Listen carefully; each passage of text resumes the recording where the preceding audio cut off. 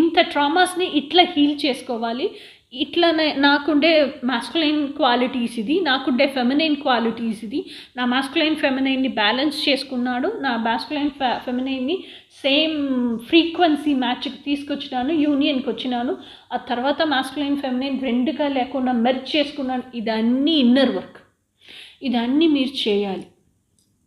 అదే separation healing అనమాట. ఓకేనా? ఆ తర్వాత ఎందుకంటే స్పిరిచువల్ జర్నీలలో చాలా చెప్పేసినాను, దానికి ముందు ట్విన్ ఫ్లేమ్ జర్నీలోనే చెప్పేసినాను. సో మళ్ళీ సేమ్ థింగ్ రిపీట్ చేయడానికి నేను ఇష్టపడట్లేదు, అందుకోసం షార్ట్ అండ్ స్వీట్గా చెప్తున్నాను.